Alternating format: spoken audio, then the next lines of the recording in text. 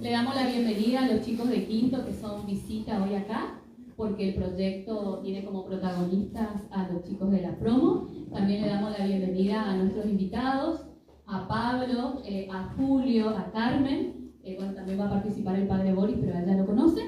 Y bueno, ojalá que puedan disfrutar de esta jornada largamente soñada y planificada y que hoy podemos llevar a cabo.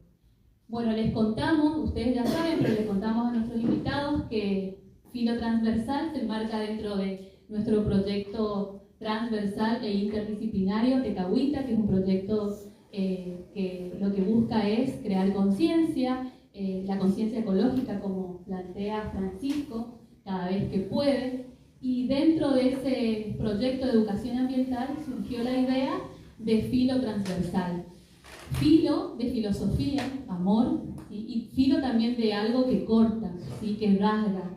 Y transversal porque, como la palabra ya per se indica, queremos que sea un filo de amor que atraviese, ¿sí? Que interpele.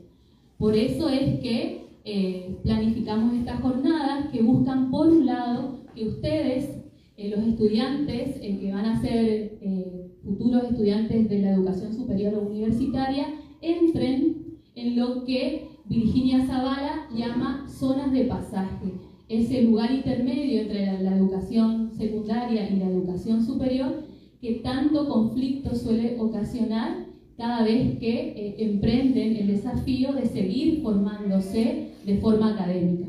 Pero desde otra mirada, por eso nosotros creíamos que era importante poder generar estos espacios en los que el discurso académico no desacredite otras voces o también otras formas de decir.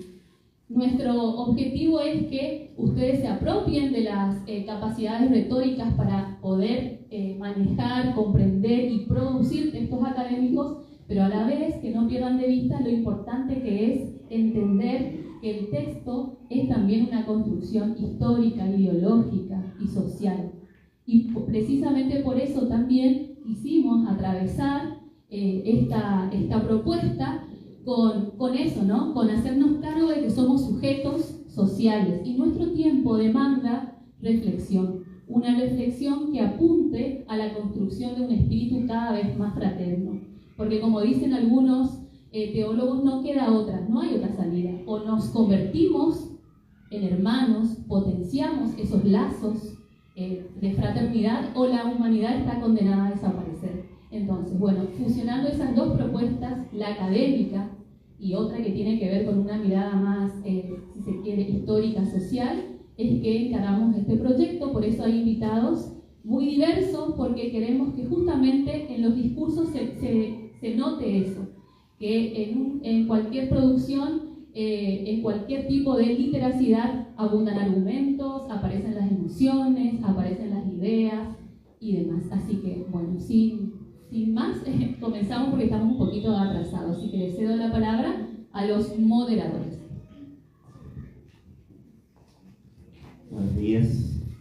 Voy a presentar a Pablo Churarín, licenciado en Psicología por la Universidad de la Cuenca de Plata, en la capital. Residencia y defensa de tesis en Psicología Educacional, ejerciendo desde hace 15 años la labor específica. Comisario inspector en la Policía de Corrientes, Escalafón Sanidad, dedicación ligada a la evaluación, cuidado y desenvolvimiento del funcionario policial en la Policía de la Provincia. Actividad de contención y orientación en la Comisaría de la Mujer y Asuntos Juveniles de la Ciudad de Goya, a víctimas de violencia de género y abuso sexual infantil. Posgrado en Salud Social y Comunitaria y Metodología de la Investigación. Presidente de la Fundación San Lucas. Actividad pedagógica de temáticas relevantes en diferentes espacios institucionales vinculados a las Fuerzas Armadas y Seguridad. En la Pastoral de la Congregación Cristiana de Goya, orientador y consejo familiar, pastor de la Iglesia Cristiana. Le damos la bienvenida entonces.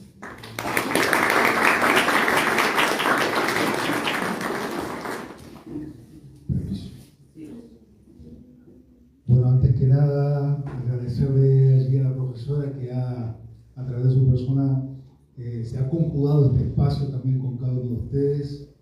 mentes sabias de conocimiento y de curiosidad, ¿no? Dice que hay una pulsión epistemofílica, dice, ¿no? Que hay algo que el amor, le llamamos curiosidad, ¿no? El amor o las ganas de saber. Así que están todos muy serios, ¿eh? No es necesario que estemos tan serios, ¿eh? Podemos tomar con humor las cosas que creo que se digieren mejor en el alma. Así que gracias también a todo el panel impresionante que me encontré. Y bueno, voy a ser puntual en algunas cosas. Permiso, allí voy a acercar. ¿Puedo sentarme, no? ¿Me dejan? Sí. Dentro de los temas, desarrollo de la fraternidad, ¿sí? Y tiene que ver con lo que implica estar ligados, estar unidos como hermanos, ¿sí? Como con hermanos, ¿no? Si todos aquí, ¿hay hermanos presentes aquí esta mañana, acá en este espacio? Hermanos que tengan su hermano acá. Sí. Ah, ¿sí? ¿Cuántos hermanos que tengan su hermano acá? Ahí. Bueno, levanta. 1, 2. Bien. ¿Son 3? ¿Los 3 son hermanos? No. No, Tiago tiene su hermano en otro curso. En cuarto, no está acá presente, pero está en la escuela.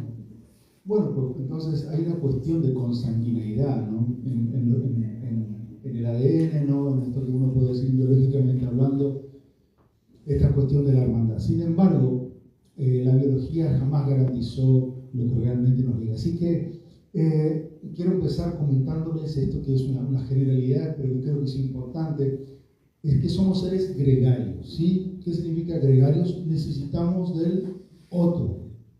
Y también somos seres relacionales. O sea que en lo que es la constitución subjetiva nuestra, a ver, voy a parar un poquito ahí y espero que me dé la vista ahí. Lo que es la constitución subjetiva, ¿qué es la constitución subjetiva? Nacemos en este mundo, aunque suena un poco tosco, tal vez para muchos dirían, es un pedazo de carne, ¿no? Porque dice, bueno, claro, nace el bebé y ¿qué tiene? ¿Qué tiene? Es prematuro biológicamente, de las especies dentro de la naturaleza, pues nos sale y le dice, uy, ¿cómo están? ¿Cómo le va, doctor? Quiero caminar y me gustaría comer ese pancho, ¿no? Esto es gracioso, pero nadie se ríe. Entonces, gracias. O sea, vieron que un bebé no hace eso, ¿no? Un bebé no sabe hablar, ¿no? Pero sí definitivamente van a ser al lenguaje. Y el lenguaje no se limita a las palabras, el lenguaje es lo que nos construye, nos edifica. Y bueno, esta prematurez implica que sin otro ser humano, que generalmente por allí es la mamá, inicialmente, sin ese otro, pues no existiría, no hay una constitución subjetiva.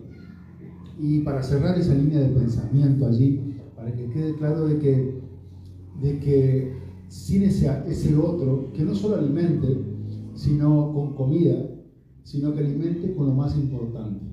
El alimento más sustancioso y que necesitamos para existir se le llama amor. Ahora le voy a llamar de otras maneras, pero el amor es lo que acompaña la caricia en la piel e inaugura la piel, es la canción en la voz, en la boca, perdón, la canción en la boca de una madre, y al tararearla o al murmurar allí, o ¿cómo se dice?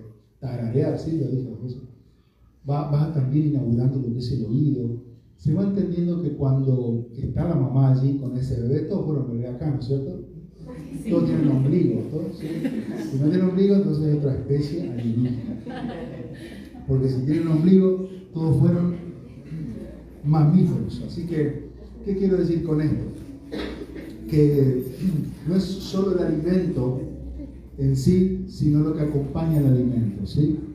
En ese sentido estoy hablando de la relación, Entonces vamos también con quiero hacer una diferencia entre relación y lo que es vínculo. La relación, por ejemplo, uno puede decir, ¿cuántos vinieron en colectivo acá? Están a la escuela, ¿cuántos vienen en colectivo? Ninguno.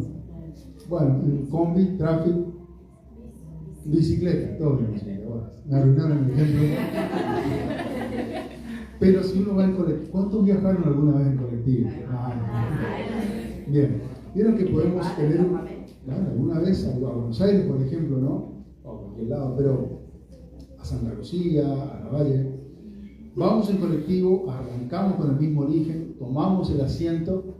¿Y cuánto dura el viaje a Buenos Aires más o menos? Calculan unas 8 horas. Llegamos a destino, nos bajamos y bueno, los amo a todo el mundo. Nadie dice eso. ¿Por qué? Porque el otro puede ser un completo y absoluto desconocido. Con mucho castigo y mucho dolor puedes soportar tu viaje con acá la cabeza al lado de su unión. Quiero decir, qué incómoda esta situación. Pero ¿qué quiero decir con esto? Que estar juntos en un mismo espacio, teniendo un mismo origen y hacia un mismo destino, no implica unidad, no implica comunión. ¿Sí? ¿Se entendió eso? Sí. Bien. Entonces, otra cosa importante es que en esa constitución subjetiva que nos hace, ¿cómo es su nombre? ¿Es el tuyo? ¿Cómo es tu nombre? Angelina. Bueno, Angelina, ¿te lo puso tu mamá o tu papá? Mi mamá. Tu mamá. Bueno, eso significa, yo no sé, hasta ahí voy a llegar con el ejemplo. ¿El tuyo cómo es? Luciano. ¿Te lo puso tu mamá o tu papá? Mi papá. Y bueno, cada uno, poner un nombre es una señal de amor. ¿Cuánto tienen mascota acá? Perro, gato, algo así, un bicho, hámster. Tiene que poner un nombre, ¿no? No es fácil. Pero para los desamorados, al gato le dice gatito, y quedó ahí el nombre, ¿no? Y el perrito, y cero esfuerzo. ¿Cómo se llama perrito? Es que poner un nombre en realidad tiene que ver con el afecto, ¿sí? Con el cariño. Y por eso cuando uno pone un nombre, de ahí viene autoridad también, y de ahí viene autor, es el que estuvo presente. El que tiene autoridad es el que está presente. Por eso cuando hay amistad, estamos hablando a través de relaciones, de frater, de hermanos, también cuando uno nombra al otro, hoy estábamos hablando al principio de apodos también, cómo recortamos los nombres, cómo nos llamamos, la cercanía tiene que ver con qué nombre te estoy dando, cómo lo menciono, cómo lo digo, y tiene que ver con algo muy subjetivo, muy particular. Así que, ya me pasé los 5 minutos, no sé. No importa, se van a arrepentir de haberme invitado. Pero voy a continuar así rápidamente. El vínculo tiene que ser, en el colectivo, todos tenían como relación o factor común que estar adentro del colectivo. Pero el vínculo tiene que ser de naturaleza afectiva. ¿Sí? O sea, ¿qué significa? Se llama lazo social también. Pero uno puede decir, hey, yo lo conozco. ¿Sí? Es alguien que vos conoces, entras a la escuela y dices, hola, y lo conoces por rutina, por el mismo camino, por llegar al mismo espacio. Pero después uno tiene compañerismo, compañero de curso, compañero de aula, compañero de básquet, como Julio y yo, que jugamos los juntos. Pero uno puede llegar a tener también amigos, ¿sí? Y dentro de esos amigos tienen los mejores amigos, ¿sí? Que implica una unidad, una profundidad en el vínculo. ¿Se va entendiendo? ¿Me siguen hasta allí? Bien. Entonces, permítanme allí ir al pasaje. He traído un poco de un mix de psicología con lo que creo que es la palabra de Dios, ¿sí? La Sagrada Escritura. En Colosenses capítulo 3, versículo 14, habla de un vínculo perfecto. Y el vínculo perfecto, ¿saben cuál es el vínculo perfecto? ¿Alguien se anima a mencionarlo? ¿Los amigos? Sí, con los amigos sería un vínculo perfecto. Sería lindo, sería fantástico, sería hermoso. Pero el vínculo perfecto, Colosenses 3:14, dice, por encima de todo, o sea, lo más importante, vístanse, como si fuese algo que uno puede sacarse, ¿no? Vístanse de amor, que es el vínculo perfecto. ¿Sí? Ahora tenemos muchos amores, ¿no? Amores malos, amores buenos, amores gatos y amores perros, ¿no? Pero tenemos un amor perfecto que dice que es de Dios, ¿no? Ustedes conocen Juan 3:16, dice, de tal manera amó Dios al mundo que entregó a su Hijo Jesús para que nadie se pierda, ¿no? Para que tengan vida eterna. Pero ¿saben por qué existe este mundo?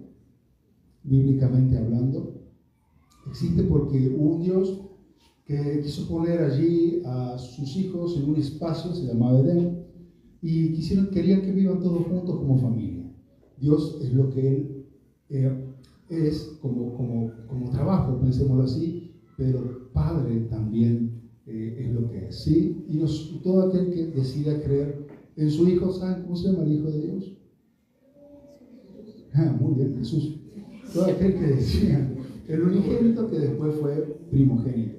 Pero dice que el que cree en Jesús, pues finalmente tiene acceso a esta cuestión de la filiación. Y por lo tanto Jesús sería nuestro hermano mayor, hablando de fraternidad. ¿Por qué les traigo este pensamiento?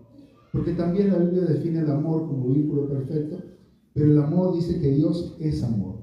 Dios no tiene amor como una cualidad. La esencia de Dios es amor. En el psicoanálisis también se habla de la cuestión de la libido, se habla del eros como una pulsión de vida. ¿Qué significa? Que para que todo este mundo tenga sentido necesitamos amarlo. Si yo, la idea del amor es que este mundo se mueve por amor o por dinero, ¿sí? Lo pongo así en esos términos. O sea, ¿qué significa?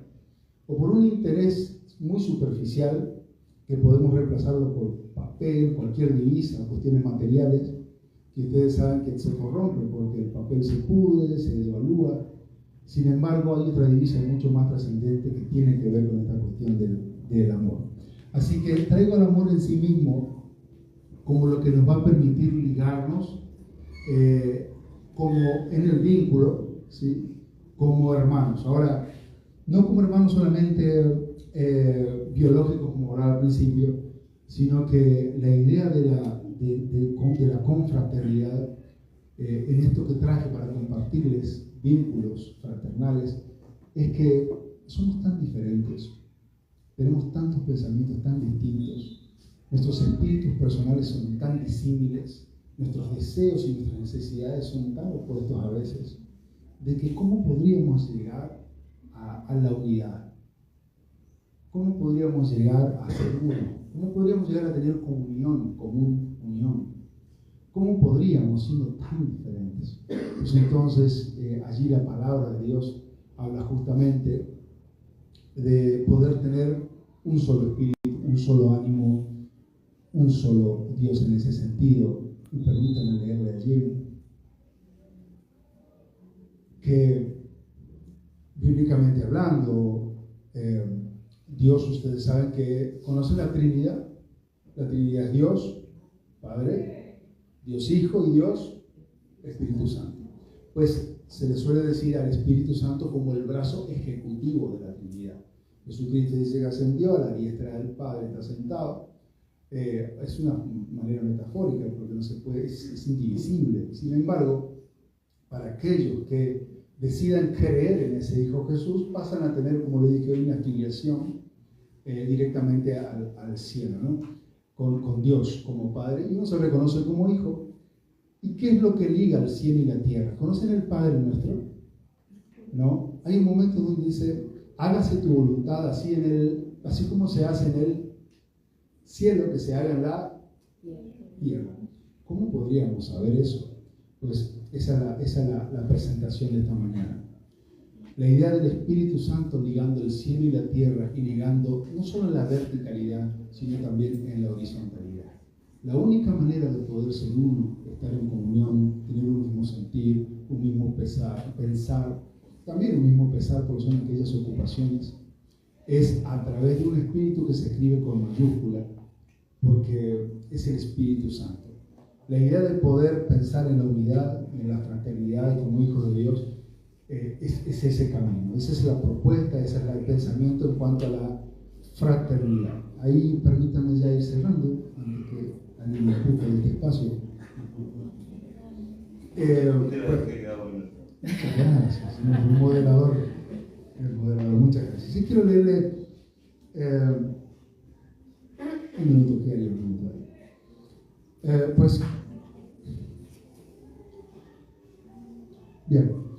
Pues es más extenso, ¿no? Pero tenemos nosotros, como le dije, una filiación que puede llegar, la filiación humana que es el ADN, la sangre, ¿no? Pero definitivamente en las cuestiones espirituales hay una cuestión de que no es un ADN humano, sino que hay un ADN espiritual, ¿sí? En esta metáfora que les compartí, la metáfora de poder llegar a tener esa filiación y ese reconocimiento mutuo como hermanos, pero también como hijos. ¿Me siguen hasta aquí? Bien, muy bien. Entonces, finalmente, para cerrar aquí esta exposición, Si fuésemos a esa Sagrada Escritura, hay una carta del apóstol Pablo que le escribe a la iglesia en Corinto y dice de la siguiente manera, 1 Corintios 13, y aquí les pido su atención a ver si esto puede explicarse por sí mismo. Dice, si hablo en lenguas humanas y angelicales, pero no tengo amor, no soy más que un metal que resuena o platillo que hace ruido. Si tengo el don de profecía y entiendo todos los misterios, si poseo todo conocimiento, si tengo una fe que logra trasladar montañas, pero me falta amor, no soy nada. Si reparto entre los pobres todo lo que tengo, entrego mi cuerpo para tener de qué presumir, pero no tengo amor, nada gano con eso.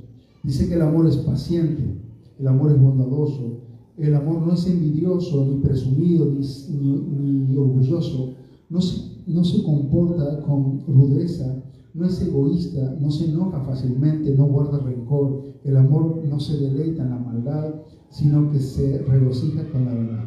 Todo lo disculpa, todo lo cree, todo lo espera, todo lo soporta. Dice que el amor jamás se extingue. Dice que van a pasar las profecías, van a cesar las lenguas, va a terminar el conocimiento, porque conocemos y profetizamos de manera imperfecta, pero cuando llegue lo perfecto, lo imperfecto desaparecerá. Cuando yo era niño, hablaba como niño, cuando era niño pensaba como niño, razonaba como niño. Cuando llegué a ser adulto, dejé atrás las cosas de niños, ahora vemos de manera indirecta y velada, como en un espejo, pero entonces veremos cara a cara. Permítanme cerrar allí, última oración. Ahora conozco de manera imperfecta, pero entonces conoceré tal como soy conocido. Ahora pues dicen que permanece la fe, la esperanza y el amor, pero el mayor de ellos y el más importante es el amor. Esto que compartí esta mañana, brevemente, en lo que es la relación fraternal, es que lo que realmente nos puede ligar entre nosotros, entre aquellos que inclusive no conocemos, aquellos que nos puede sacar del egoísmo, del narcisismo, de la misma muerte constante, del agobio personal, de la autoexigencia destructiva, de la heteroexigencia, pues se resume en todo lo que dije recién, en el amor. El amor hace que es una fuerza centrífuga, genera apertura, genera escucha, pero también genera lazo. La única forma de poder confraternizar, y dice que le preguntaron a Albert Einstein cuál era la fuerza más poderosa en el mundo, en el universo, ¿no? Si pudiese decirse. Un físico pudo haber hablado de física, sin embargo dijo el amor. Y eso es todo. Hasta mañana, espero que hayan brevemente entendido y es mi humilde aporte, profesor.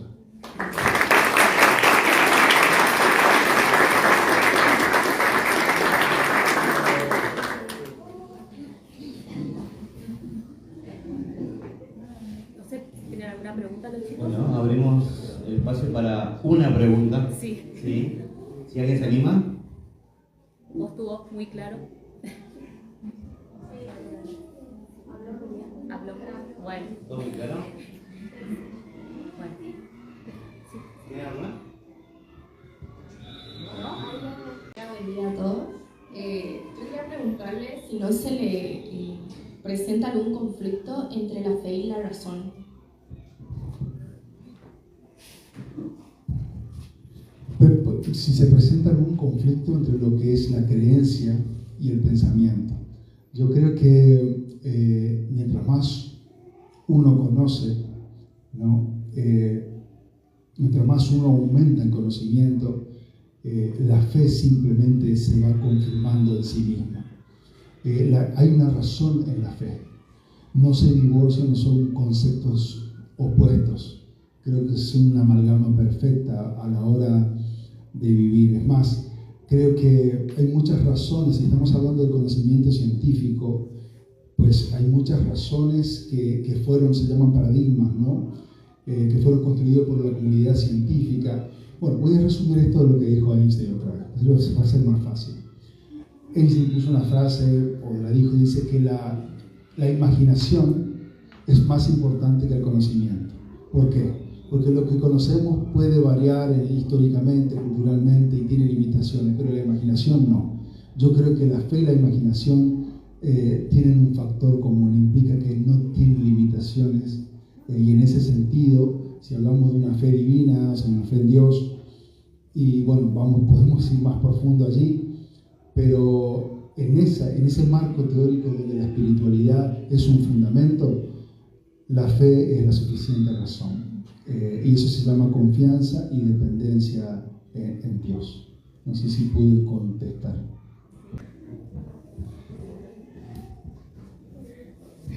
Muchas gracias. Damos un aplauso al licenciado.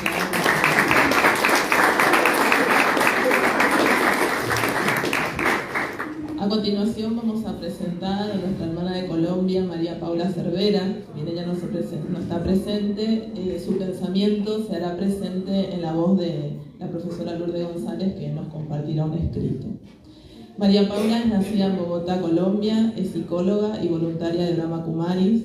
Hace 19 años fue invitada a participar, junto con otros 10 jóvenes de todo el mundo, en la Conferencia de las Naciones Unidas en honor al Día Internacional de la Juventud. Esta participación consistió en la lectura de un ensayo basado en su experiencia personal, incluyendo temas esenciales como amor religioso y tolerancia. Estos ensayos fueron los ganadores de un concurso que se realizó en octubre del 2015, donde participaron alrededor de 10.000. La conferencia se llevó a cabo el día 12 de agosto del 2016 en el edificio principal de las Naciones Unidas en Manhattan y contó con la presencia del secretario general de la ONU. Le damos la palabra a la profesora Lourdes. María Paula muy generosamente nos cedió ese discurso que escribió en el marco, en el contexto en el que Maricel recién nos comentaba, pero además quiso estar presente, quería tener un intercambio con ustedes, pero por razones laborales y demás no pudo porque estaba viajando. Entonces me pidió que le mandara algunos lineamientos, algunas referencias, características de cómo son ustedes como estudiantes, qué hacemos, qué trabajamos. Y a partir de eso, ella grabó un video que no creo que hoy lo podamos reproducir, especialmente para ustedes, que es en realidad otra ponencia. Es decir, nos dio la ponencia, en ese video que supuestamente era para saludarlos, terminó también dirigiéndose muy generosamente hacia ustedes y también es una ponencia, así que después lo vamos a compartir. Bueno, en mi corta vida de 19 años he sido testigo de grandes cambios en la espiritualidad, la globalización, las actitudes hacia la naturaleza y la protección de los derechos humanos para todos, hombres y mujeres, y me alegro de ello. He visto diferentes formas de adorar a Dios y esta libertad de la religión ha permitido la pertenencia, a grupos que promueven la responsabilidad espiritual para el desafío actual de la sostenibilidad y el medio ambiente en todo el planeta.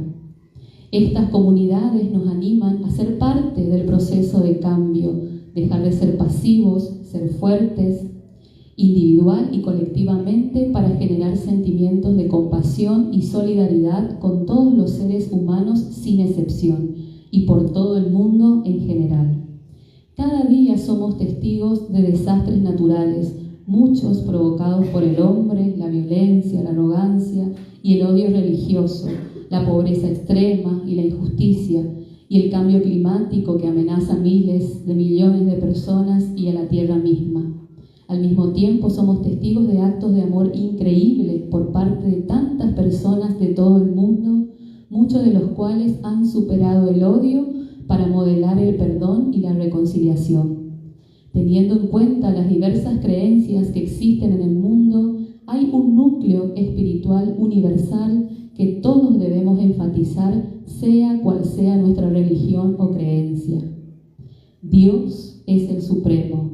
Él es amor y misericordia infinita, más grande y más profunda que nuestro poco profundo y efímero amor humano.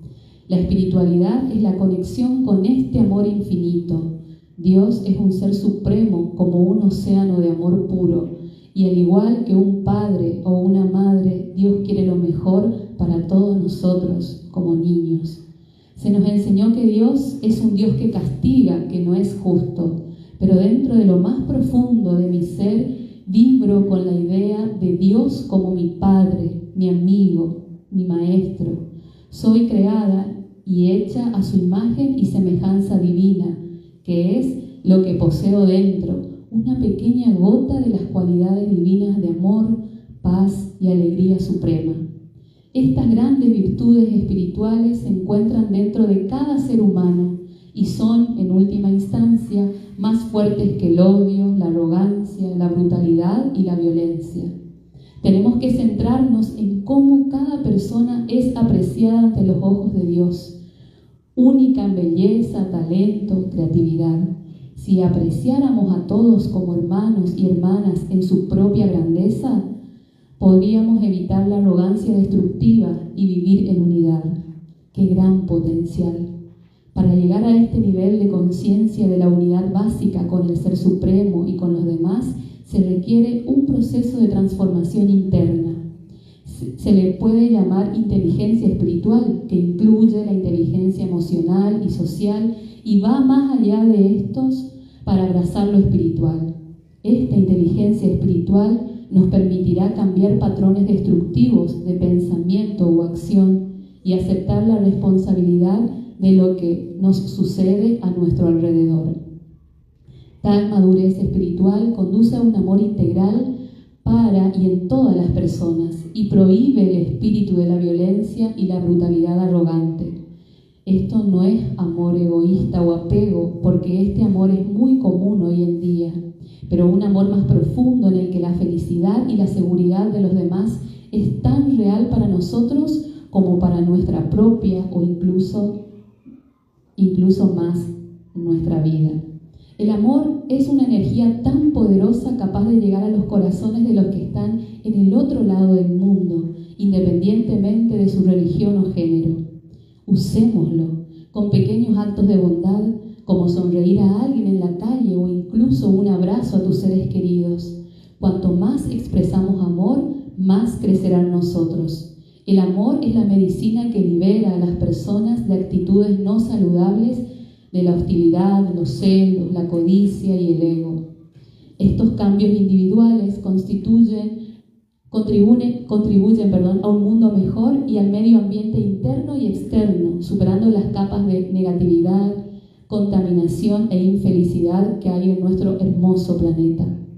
Pensamientos de amor, paz y bondad, sin crítica o juicio, pueden en sí mismos contribuir a un cambio global. Así que ve y comparte tu amor. Creo en la religión universal del amor. Obviamente, la persona que defiende el odio religioso tendrá sus propias razones, pero te digo que cada vida tiene un significado y propósito en este mundo y merece ser protegida. No hay necesidad de sentir odio por nada, porque todo ser humano está jugando un papel en este escenario llamado vida. Necesitamos una elevación de conciencia, pensamientos y sentimientos que solo pueden lograrse desde nuestra conexión con la fuente de amor puro, a partir de una energía más poderosa. Sin importar cómo concebimos esa fuente, su esencia de amor es una y la misma. Creo que la arrogancia, el egoísmo y el odio religioso pueden dejarse a un lado, pero no todo el mundo quiere o le gusta el cambio. Para muchos, el cambio se produce a través del sufrimiento y arrepentimiento por haber hecho cosas terribles, pero todas las grandes y pequeñas transformaciones hacen y harán una gran diferencia. Tendremos que reconstruir. Me perdí. Tendremos que reconstruir la tolerancia de y hacia uno mismo y el respeto a cualquier ser viviente, incluyendo a los que crecen y piensan de manera diferente. Aprende a quererte de nuevo y amplía este amor hacia el exterior, hacia una humanidad y en el resto del mundo, convirtiéndote en uno con Dios, como dijo Gandhi: si yo cambio, el mundo cambia. Podemos crear un movimiento global. Hay muchos jóvenes dispuestos a hacer este cambio. La tecnología y la libertad ya existen. Lo único que falta son líderes capaces y motivados. He participado en varios eventos que me han ayudado en mi camino, como Ecoconciencia, Respira Paz, organizada por la ONU, Revolución de la cuchara y la danza de la amabilidad, podemos integrar a los jóvenes en muchos sentidos, protegerlos de las ideas y acciones violentas y fomentarlos a que amen la creatividad, la humanidad y el deseo de crear un mundo mejor. Crecí en un hogar donde los valores como la tolerancia, el respeto, la comprensión y el deseo de servir a los demás me fueron enseñados e inculcados. Esa es mi religión. Estas virtudes son para mí el mejor paradigma religioso. Más importante que profesar un sistema de culto o de creencias es una espiritualidad pura de amor y una verdadera conexión espiritual con Dios y sus manifestaciones. Me identifico con las prácticas que me llevan a una conexión directa con Dios y he logrado esto a través de una técnica oriental maravillosa que se llama meditación Raja Yoga, desarrollada por la organización Brahma Kumaris. Esto me ha permitido desarrollar y mantener estados de tranquilidad, cooperación y alegría, los cuales necesito para cumplir día tras día mi papel como estudiante, hija, amiga, hermana y como ser humano en esta tierra. Mi proyecto de vida se basa en este paradigma, lo que me permite tener una calidad de vida única y un medio para disfrutar de salud física, mental y emocional.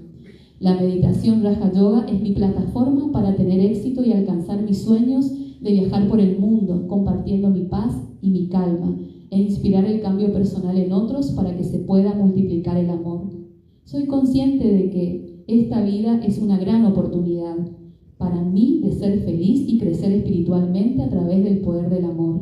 Sabiendo que soy y cuál es mi papel en este mundo es fundamental para mí. Donde quiera que voy, siento una profunda conexión con Dios, la central de energía donde me recargo todos los días para afrontar los retos de una manera positiva. Por último, mi mensaje es que con el fin de contrarrestar los altos niveles de avaricia, la lujuria, el ego, el odio y la violencia en el mundo, tenemos que abrazar una espiritualidad que nos lleve a mirar hacia adentro y descubrir que hay una fuente de amor ilimitado y puro. El amor es el camino hacia la transformación y la respuesta a todas las preguntas.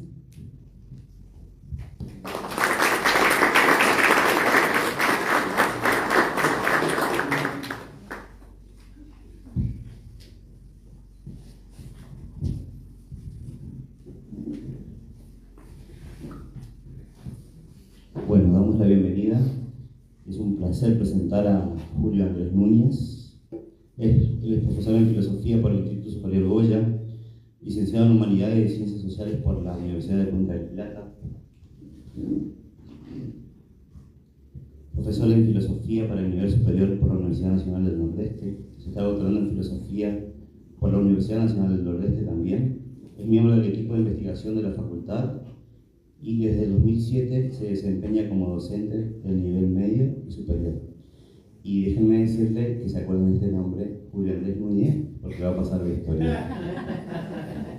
¿Por qué? Por cosas terribles. Bueno, se nota que son amigos los moderadores.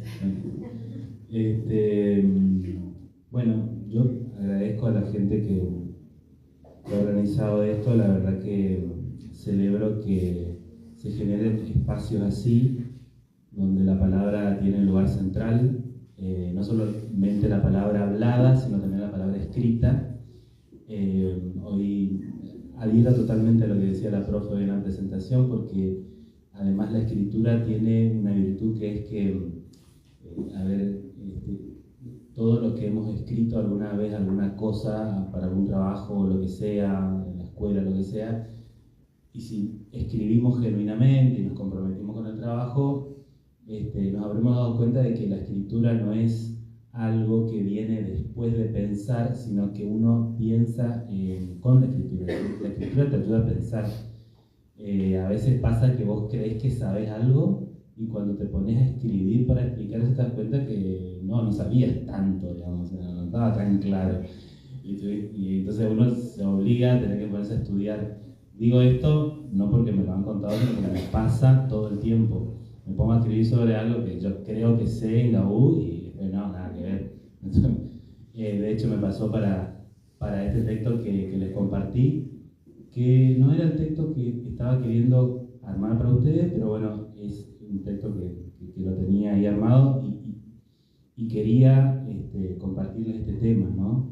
Que es el tema de la pregunta. ¿Qué es preguntar, justamente?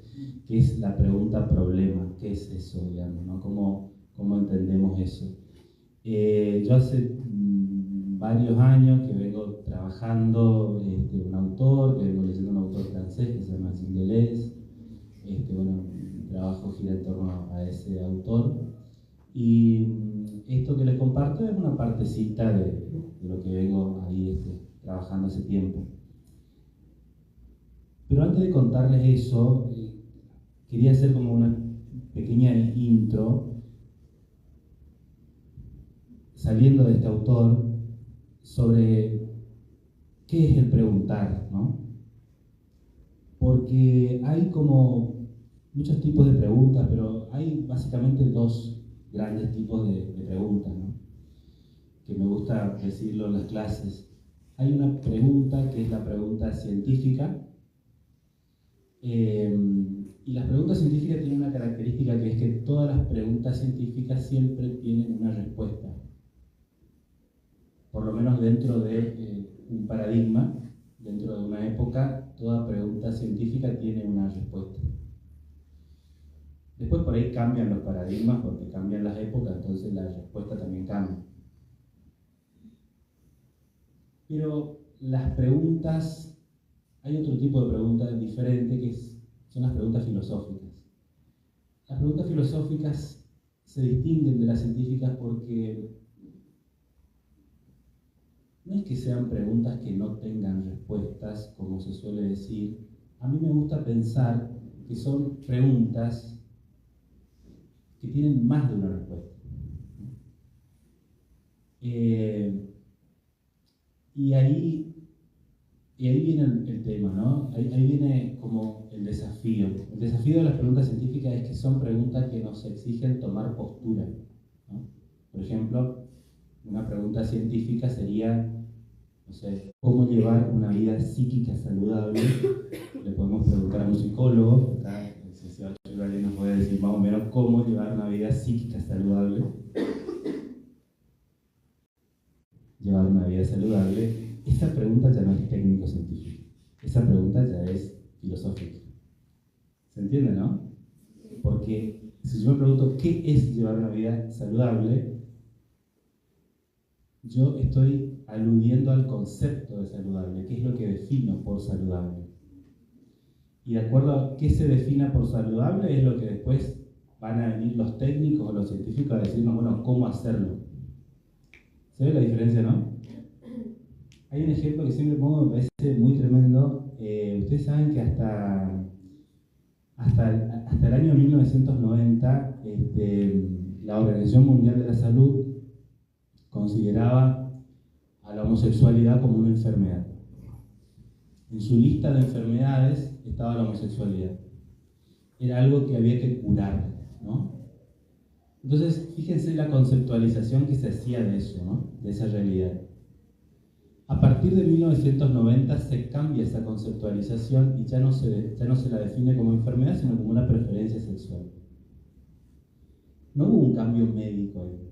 Lo que hubo fue un cambio filosófico de cómo se concibe eso. ¿Se entiende, no? Entonces, ¿qué es lo correcto? ¿Definir eso de una manera o definirla de la otra? ¿Qué sé yo, no? ¿Qué es lo correcto? ¿Cuál es la forma correcta de definir eso? Esa es la pregunta filosófica. Y lo lindo de la pregunta filosófica es que nos invita a tomar postura. ¿Se entiende esto, no? En la pregunta científica no tomamos postura porque decir, ¿cuánto es 2 más 2? No vamos a poner a debatir cuánto es 2 más 2. 2 más 2 es 4, ¿no? Está. Pero, ¿qué es la matemática? ¿O qué es un algoritmo? ¿O cómo tenemos que definir lo matemático? Esas son preguntas filosóficas. Lo loco es que el matemático, por ejemplo, si se pregunta ¿qué es la matemática?, no se está haciendo una pregunta matemática, es una pregunta filosófica, porque no hay un cálculo que responda a la pregunta matemática. ¿Se entiende, no? ¿Sí? Bueno, entonces yo lo que quería comenzar compartiéndoles, y es muy breve lo que yo les voy a contar y después quedo abierto a lo que podamos conversar, es primero que cuando hablamos de la pregunta o del preguntar, tenemos que distinguir que no todas las preguntas son las mismas y en principio hay dos grandes tipos de preguntas, que son estas las que les estoy contando, ¿no? Ahora, mientras yo estoy hablando, sería fantástico que ustedes vayan pensando en ejemplos de estos tipos de preguntas.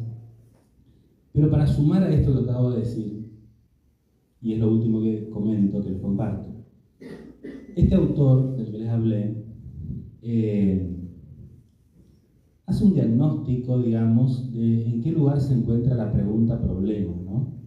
Él habla de pregunta-problema, dos palabritas como si fuese un solo término, como si fuese un bloque. Y él dice, bueno, a la pregunta-problema siempre se lo ha puesto en un lugar secundario, porque se ha puesto en un primer lugar siempre a la respuesta. Entre la pregunta y la respuesta siempre se le ha dado más relevancia a la respuesta. La pregunta es como un lugar, no sé, cuando hay preguntas es como si hay un déficit, ¿no? Pobre el tipo que pregunta es porque no sabe, ¿no? Es decir, qué sé yo, no sabe. O el que tiene un problema, o el que plantea un problema, o el que está en el salón mientras el profesor está explicando y allá atrás levanta la mano. Yo no entiendo, ¿no? ¿Qué es esto? No entiendo. Otra vez preguntando. Es decir, el que pregunta parece alguien que está como descolocado, como deficiente, como carente de una respuesta que alguien poseedor de la verdad va a venir a curar esa enfermedad que es la pregunta o problema. Entonces Deleuze, después que hace este diagnóstico, dice, che, ¿y si pensamos al revés? ¿Y si pensamos que en realidad no es la respuesta la que está arriba, sino entre la respuesta y la pregunta hay una relación horizontal? Y si no hay uno que esté encima del otro, no hay uno que valga más, sino que ambos están en la misma línea jerárquica. Entonces él empieza a pensar Deleuze, ¿no? ¿Y qué hace Deleuze? Hace lo que hacen todos los filósofos. Agarra la palabra, el término pregunta-problema y le da un sentido distinto, le da un concepto diferente. Y dice, bueno, está bien, preguntar no es lo mismo que responder. Pero ¿saben qué? Me parece, dice él, es que la pregunta es lo que justifica a la respuesta. Si hay una respuesta es porque hay una pregunta. La pregunta convive con la respuesta. Y más, una vez que hay una respuesta, no es que la pregunta muere, la pregunta subsiste, dice Deleuze, ¿no? Subsiste. ¿Y por qué dice eso? Dice eso porque hemos visto, y todos sabemos, que las respuestas que se dan a los problemas, tanto en el campo de la ciencia como en el campo de los distintos campos del saber, las respuestas van cambiando a lo largo del tiempo. Y uno dice, ¿por qué cambian las respuestas? ¿Cómo puede ser que la pregunta subsista? No, dice, la pregunta subsiste, la pregunta es tan real y valiosa como la respuesta, ¿no? Bueno, esta es un poco la novedad. Yo no quiero entrar en más detalles porque son como medio... pero bueno, tienen el texto ustedes para mirarlo y trabajarlo, pero un poco en síntesis la idea es esta, ¿no? Correrse de ese lugar en el que el preguntar y el problematizar es pensado como algo deficiente, todo lo contrario, es lo que potencia y anima las respuestas. Y algo más, el problematizar y el preguntar tienen una virtud para Deleuze que me parece interesante de contarles en este momento, y es que si bien son dos cuestiones que están en el mismo plano, en algún punto para Deleuze, el que plantea la pregunta es el que establece los marcos para la respuesta. Entonces, uno podría decir que el que responde es el que la tiene clara, pero Deleuze dice no, más importante que el responder es el saber preguntar y armar un problema. Y en este sentido, esto. Para Deleuze, los problemas o las preguntas no se descubren, no son cosas que están allí, no es que uno descubre un problema, uno los arma, uno los construye, porque a veces hay problemas que parecen estar invisibilizados, pero los problemas se construyen, se arman, y cuando uno es capaz de construir un problema, uno lo que hace es establecer como un horizonte de sentido por donde van a girar las respuestas, ¿no? Por ejemplo, no sé, estoy pensando en los movimientos sociales, por ejemplo, a principios del siglo XX, que las mujeres no voten no era un problema, por ejemplo, hasta que las mujeres empezaron a decir que eso era un problema, y empezaron a decir por qué era un problema. Y entonces todos empezamos a correr detrás de la cuestión esta, che, ¿y por qué las mujeres no votan? Entonces, ustedes saben, ¿no? Habrán visto esos videos de YouTube, principios del siglo XX, los hombres en la Cámara, en el Congreso debatiendo sobre el tamaño del cerebro de la mujer y de cómo la mujer no le daba la cabeza para votar. Empezó a ser un problema porque las mujeres armaron ese problema, ¿no? Me estoy acordando en este momento de la frase del Papa Francisco, ¿no? ¿Cómo es que dice? Haga el lío, ¿no? Bueno, armaron un lío, ¿no? Los líos también se arman, se diagraman, se construyen, y eso establece un horizonte de sentido para armar respuestas, ¿no? No sé cómo estoy de tiempo. Estamos repasados, ¿no? Bueno, disculpen. Bueno, esto. Espero que este pequeño aporte haya servido para pensar nuevos problemas. Gracias.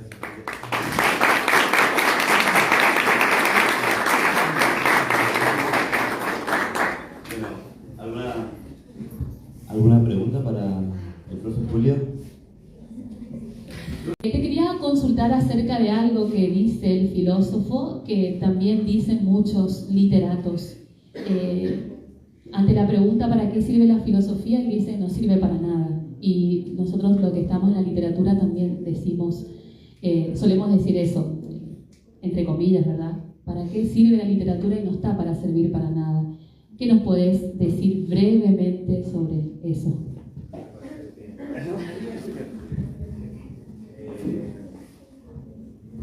Bueno, felizmente la filosofía, igual que la literatura y la poesía, son cosas que no sirven para nada.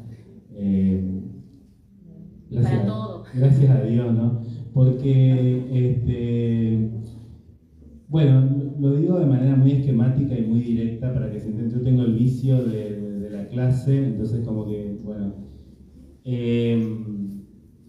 yo lo suelo decir de esta manera.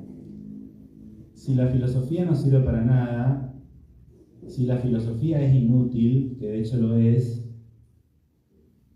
porque es la filosofía la que define la utilidad.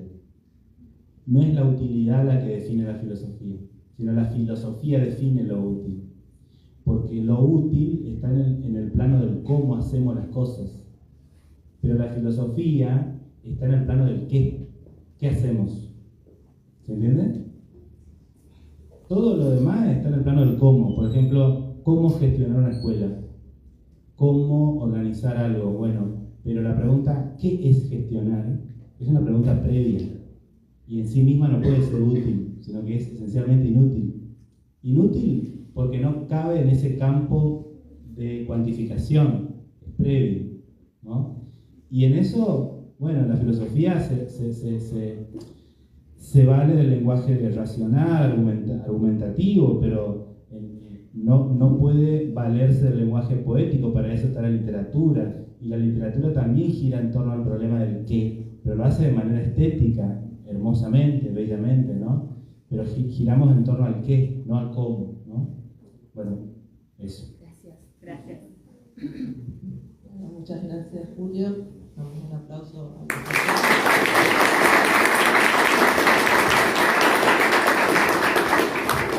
Bien, continuamos, y también para mí es un enorme placer presentar en este momento a Carmen Romero, ¿sí? Una compañera de trabajo, pero sobre todo para mí es como otra mamá. Carmen es esposa y madre, está casada hace 42 años con Oscar, con quien tuvo 4 hijos. Tiene 66 años y trabaja como auxiliar de preceptoría en el Instituto Superior Goethe. En el año 2016 decide retomar sus estudios secundarios, una asignatura pendiente en su vida. En el 2019 se recibe de bachiller con orientación en comunicación por la Universidad de Quilmes, considerando este logro como un ejemplo para sus nietos. Su mayor deseo siempre fue estudiar una carrera docente, pero cuando finalizó el nivel secundario sintió que, por su edad, ya no podría ejercer dicha profesión. Actualmente solo espera su jubilación.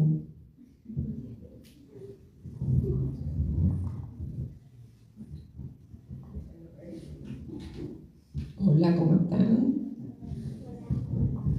Lo mío es la fuerza de la superación. Hace 9 años decidí embarcarme en un desafío que parecía imposible. Retomar mis estudios de educación secundaria. En ese momento sentía que era el momento de cumplir un anhelo postergado, de demostrarme a mí misma que nunca es tarde para aprender y crecer. Sin embargo, la vida tenía otros planes para mí, planes que pusieron a prueba de una manera que jamás imaginé.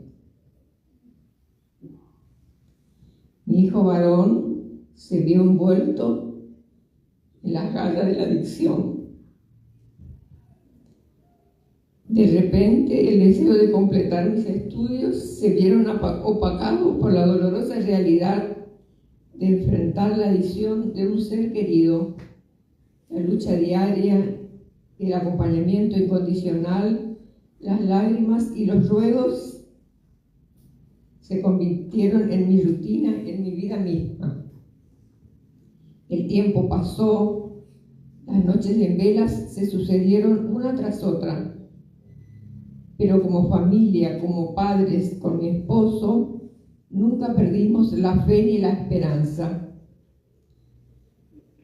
Nuestro hijo, mi guerrero, finalmente encontró el camino hacia la rehabilitación y la recuperación. Aún con el corazón lleno de cicatrices, decidí retomar los estudios al año siguiente. La lucha continuaba, pero la determinación y el amor de nosotros, los padres, lo podían todo. El año 2017 marcó un hilo en mi vida.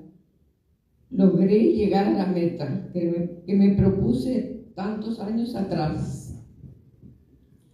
Me recibí de la educación secundaria con el orgullo y la satisfacción de haber superado obstáculos que parecían insalvables. La ceremonia de graduación fue el reflejo de mi perseverancia, de mi fuerza interior, de mi capacidad de sobreponerme a las adversidades y al apoyo incondicional de toda mi familia, mis 4 hijos, esposos y nietos. Esa noche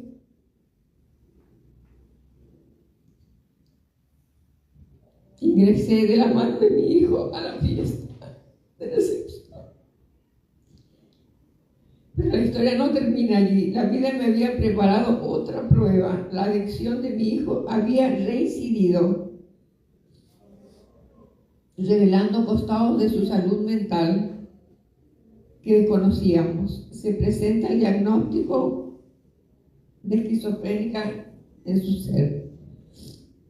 El dolor, la impaciencia y el miedo volvieron a rondar mi vida. Pero esta vez contaba con la fortaleza interior forjada en las batallas anteriores. Luego de reafirmar lazos familiares, desandar nuevos caminos, luchar por atención justa de mi hijo y que sus derechos y por su derecho a la salud. Logramos dar con especialistas tratamientos adecuados y comenzar a transitar una nueva maternidad, una nueva forma de cuidar a nuestro hijo, de verlo avanzar día a día, de verlo atravesar nuevos desafíos hacia la salud integral. Hoy puedo afirmar con gratitud y humildad que mi hijo se encuentra en tratamiento más de 2 años, con resultados positivos y esperanzadores. Su valentía y mi amor inquebrantable ha sido la clave para su recuperación y su resurgimiento. Nos enorgullece verlo luchar, crecer y sanar, sabiendo que el amor de una familia unida puede vencer cualquier adversidad. La importancia de continuar mis estudios, de alcanzar los objetivos soñados sin importar la edad, se ha vuelto aún más clara para mí en este recorrido.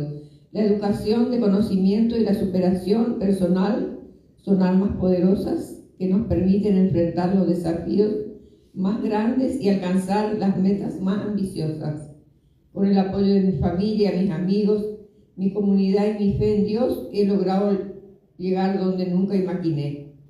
La vida me ha enseñado que nunca es tarde para reinventarse, para levantarse después de cada caída. Hoy miro atrás con gratitud por cada experiencia vivida, por cada lágrima derramada y por cada sonrisa recuperada. Mi historia es la prueba de que la fuerza interior y el amor incondicional pueden vencer cualquier obstáculo en el camino hacia la realización de nuestros sueños. Que la vida siga siendo un regalo precioso que valoremos y disfrutemos en cada instante, sabiendo que cada experiencia, por difícil que sea, nos lleva un paso más cerca de la plenitud y la realización. Que el amor, la esperanza y la fe sigan siendo los pilares sobre los cuales construimos nuestro camino, recordándonos que en medio de las tormentas siempre habrá un rayo de luz que guíe nuestro camino hacia la felicidad y la paz interior.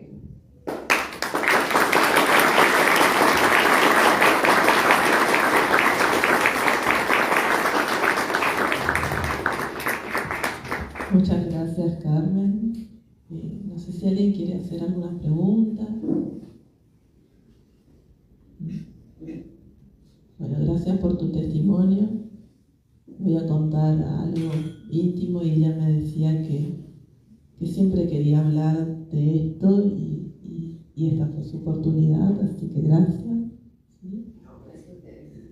Gracias, Lourdes. Profe de lengua. Te admira profundamente, Lourdes. Sí. Estamos medio sobre horas, ¿no? Pero yo me preguntaba mientras Carmen leía, bueno, ¿qué puede la psicología, qué puede la psiquiatría frente a esto cuando uno es padre, ¿no? Cuando uno es papá? ¿Qué lugar ocupa? Me quedaba pensando en eso. Así que bueno, le damos otro aplauso a Carmen y muchas gracias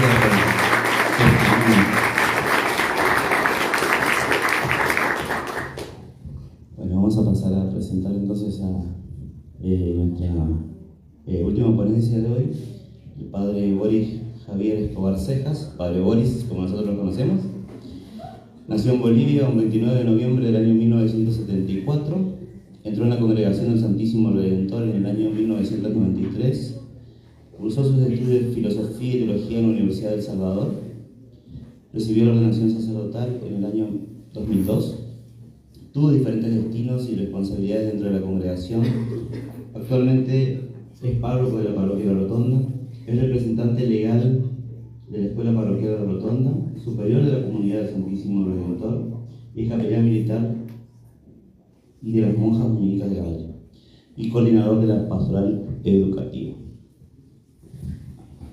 Antes de comenzar con la ponencia del padre Boris, lo despedimos con un aplauso a Pablo, al licenciado Pablo. Le vamos a hacer entrega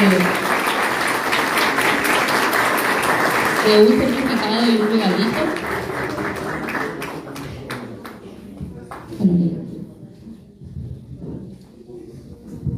Muchas gracias por su atención, chicos.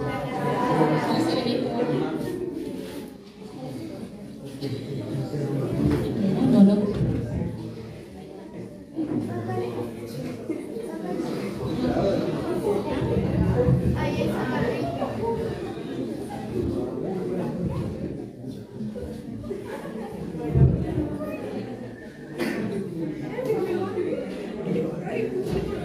Renovamos el aplauso por su tiempo.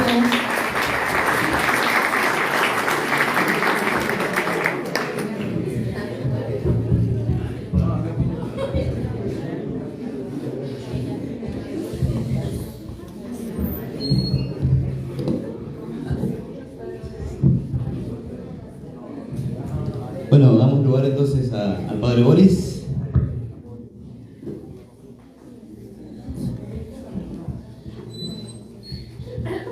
Les hago una pregunta. ¿Qué prefieren, que lea o que les hable?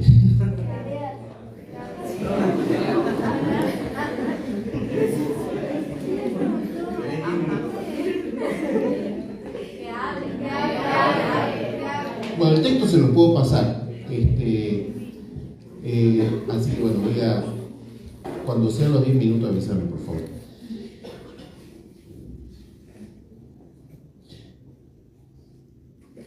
Hace un tiempo que me veo entre dos acontecimientos. Un acontecimiento que me marcó mucho, ustedes algunos estuvieron presentes, cuando falleció papá. ¿Se acuerdan? Una mañana yo recé por él en nuestra formación inicial y de ahí nomás me fui para Salta. Esto pasó el 7 de julio del 2022. Y el otro acontecimiento parece un poco autorreferencial, pero tiene un poco más que eso, que es que se me vienen los 50 años, chicos. Y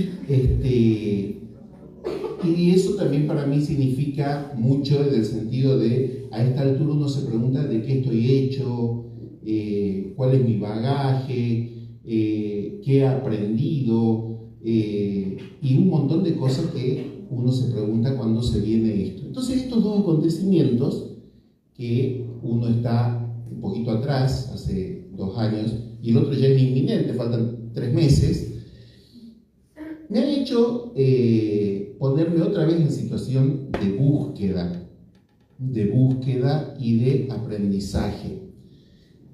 Así que esa situación me hizo preguntarme por algunas dificultades que uno tiene a la hora de hacer síntesis y de aprender. Yo les quiero hablar de algunas de esas dificultades. Una dificultad, pero primero voy a decir la premisa, ¿no? La premisa es que entiendo que hay 2 valores que nosotros podríamos decirlo en el lenguaje técnico, docilitas y docibilitas, que significan, estas palabras nuevas para ustedes o para la mayoría de ustedes, significan querer aprender o estar dispuesto a aprender en la experiencia de nuestra vida, y la otra sería dejarnos enseñar o estar dispuestos a dejarnos guiar. La primera, docilitas, querer aprender, tener la mente abierta, y la segunda, docilitas, dejarnos enseñar o querer que otro nos enseñe o dejarnos guiar. ¿Se entiende esto? Porque esa es la premisa por la cual ahora lo que viene.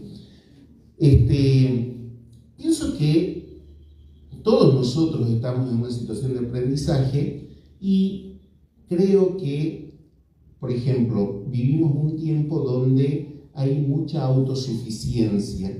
Entonces, si somos autosuficientes, yo esto lo he pensado para mí, pero se los comparto a ustedes por si les sirve, nos cuesta mucho pedir ayuda, o creemos que ya no necesitamos más, que ya hemos completado todo, y eso nos puede impedir abrirnos, a dejarnos ayudar o a querer seguir aprendiendo.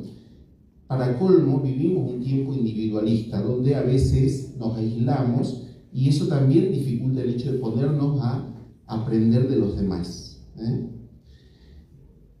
Algo muy parecido a esto es también, y a veces yo lo sufría con otras personas, pero también lo pueden sufrir conmigo, es el creer que uno se las sabe todas. Cuando uno cree que se las sabe todas, entonces ya deja de buscar, deja de preguntarse y deja sobre todo de escuchar a otros que nos pueden enseñar. Y eso es complicado, y eso impide esas docilitas y esas docibilitas de las que les decía al principio, ¿no? También pienso que vivimos un tiempo donde es vertiginoso. sobre todo muchos estímulos, muchas actividades, muchas ofertas que son vertiginosas. Y nosotros podemos pasar de una cosa, de una actividad a otra, de una disciplina a otra, y nunca tener tiempo para nosotros. Y en ese no poder parar para evaluar lo que estamos viviendo, para darle significado, para aprender, para sacar síntesis, para sacar conclusiones, para introspeccionar, es decir, para hacer introspección de lo que las cosas nos dejan, lo que es bueno, lo que por ahí no es tan bueno, lo que construye. A veces eso también nos impide, ese vértigo nos impide estar en una actitud de aprendizaje. Podemos vivir muchas cosas sin aprender nada de las cosas. Y si no dejamos que otras personas nos marquen un poquito el camino, las cosas no nos van a llevar de por sí a ninguna parte. Algunas veces nos puede pasar eso. También pienso que nos puede pasar que le tengamos miedo a pedir ayuda, o que tengamos miedo a fracasar, o a mostrarnos vulnerables. Y eso impide otra vez ponernos en situación de aprender, porque no queremos largarnos a la pileta, porque no queremos que vean que fallamos, porque no queremos que intentarlo y fracasar, porque no queremos que nos vean que necesitamos que otros nos enseñen y nos corrijan, y eso puede dificultar la disposición a aprender o a dejarnos guiar, ¿no? Y eso también puede ser una dificultad en esto de aprender y demás. Pienso también que junto con esas hay otras actitudes o riesgos o amenazas que les menciono en lo que les escribí, que lo escribí para ustedes, que nos pueden robar esta posibilidad de estar en actitud de mente abierta. Eso es la docilitas, tener la mente abierta.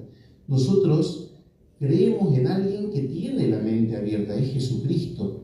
Jesucristo no es alguien que se las sabe todas. Jesucristo es alguien que frente a un acontecimiento o una persona abre la mente o escucha con atención, aprende de lo que vive y crece continuamente. Nosotros creemos en alguien así, por eso también a nosotros nos dice mucho de cuál es la actitud que queremos tener frente a la vida.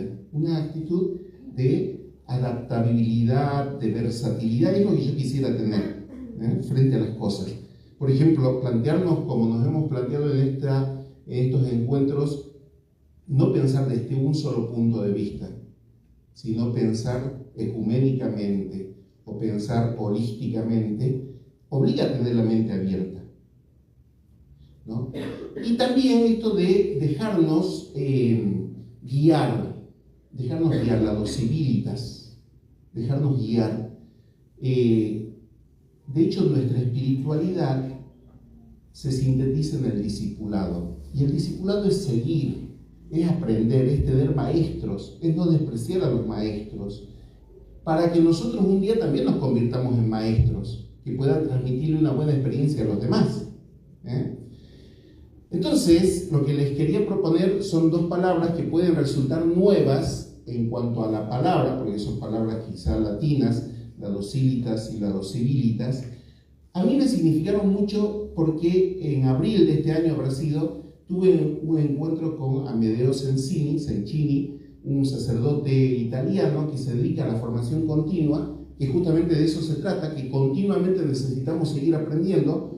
Por recibirnos de bachilleres no es que terminó nuestra formación, aún si nos recibimos de profesionales no terminó nuestra formación, siempre vamos a estar aprendiendo.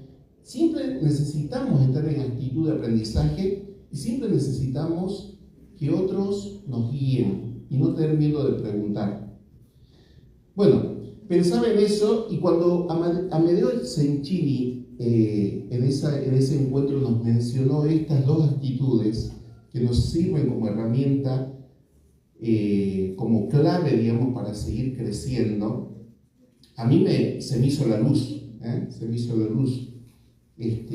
Sí, pienso que hay amenazas o riesgos o límites, como les mencioné, 4 les mencioné, pero en el texto les menciono 6, que nos pueden impedir estar en una actitud de aprendizaje. y de discipulado. Así que bueno, quería compartirles esto. Ya no está papá, pero yo siento que sigo necesitando encontrar referentes. Sobre todo también siento necesidad de agradecer a los que me han formado. Hay personas que me han hecho, que me han enseñado, y hay personas que me siguen enseñando. Hoy en nuestra comunidad descubro personas que van delante de mí y yo descubro en ellos referentes y maestros. Y también me quiero tomar la vida como un lugar de aprendizaje. Quiero aprender de mis experiencias, incluso de las dolorosas. Aprender. Bueno, eso es lo que les quería compartir hoy. Muchas gracias.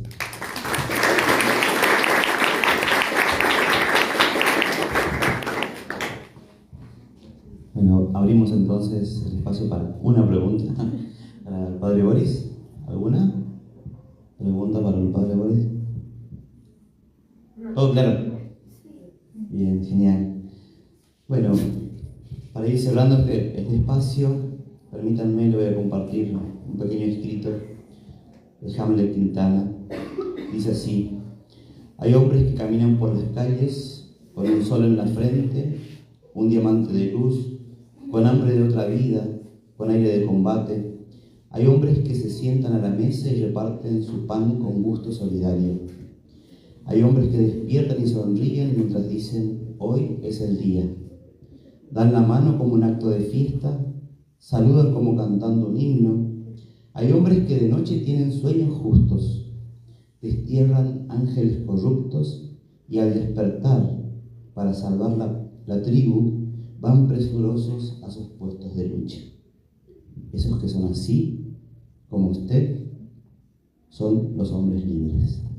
De esta manera entonces queremos dar el cierre a este espacio filotransversal, agradeciendo entonces a Carmen, a Julio, a Boris, a Pablo y a todos ustedes entonces por crear este espacio.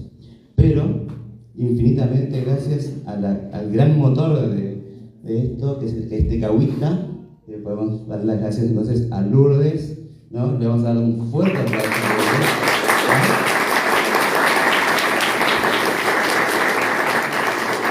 A Carolina y bueno, a Boris también, que nos permiten, ¿sí?, que estos espacios sean posibles. También le damos un fuerte aplauso. Lourdes, ¿querés decir algo? Decir que al igual que el encuentro que tuvimos el día lunes, las conclusiones a las que podemos llegar todas están armonizadas, así que sin duda nuevamente hoy tuvimos una manifestación de la teofanía, como decíamos el día lunes. Pablo nos hablaba del amor, María Paula también como ese motor que todo lo impulsa. Julio, muchas gracias por estar, nos hablaba acerca de la importancia que tienen las preguntas, de cómo motorizan nuestras otras preguntas y otras preguntas. Es lo que veíamos con los chicos cuando trabajábamos en semiótica, los chicos de 5º año, el proceso de semiosis ilimitada que nos permite todo el tiempo estar abiertos, como decía el padre, a seguir aprendiendo y a seguir preguntando. Yo creo que por eso estamos hoy acá. Bueno, y el testimonio de Carmen, por supuesto que nos atravesó, y sobre todo su capacidad de resiliencia, de superación, esa capacidad de, a través del amor maternal, poder acompañar a su hijo, y sobre todo el amor en la capacidad que tiene de comunicar eso a nosotros. En eso está claramente su cualidad como persona generosa, capaz de darse, como decíamos el lunes. Y bueno, preguntas, apertura, creo que son las palabras clave que nos quedan del encuentro de hoy. Compartimos con el padre Boris cuando decía que el mundo de hoy requiere que todo el tiempo estemos abiertos a aprender. Los pedagogos dicen que nosotros lo estamos preparando para que ustedes trabajen en oficios y profesiones que todavía no existen. Entonces, la única garantía que nosotros tenemos o nuestro objetivo tiene que rondar en eso, en que ustedes sean capaces de seguir preguntándose, de construir preguntas, problemas, como decía Julio, indagar, ¿sí?, en las respuestas y saber que no hay respuestas acabadas, sino que se construyen, como también decíamos el encuentro anterior. Y bueno, y retomando lo que decía el padre, y como no está Gonza, ahora lo puedo decir porque no me va a decir nada, citando a Xavier Meloni, que es a quien leímos junto con Merce cuando estábamos ahí trabajando para la pieza de oratoria. Este sacerdote, ante la pregunta de ¿qué es Jesús?, en una palabra dice apertura. ¿Cuándo nos damos cuenta de que estamos frente a la presencia de Jesús? Cuando hay apertura.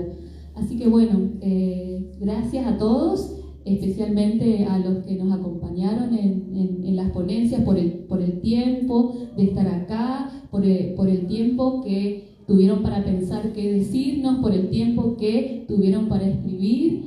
Para nosotros es muy importante porque es algo que nosotros no podemos pagar, el tiempo. Así que nuestro proyecto se ve sumamente enriquecido desde todo punto de vista, con todos los discursos y con todas las personas con tanto prestigio que participaron de él. Así que muchas gracias.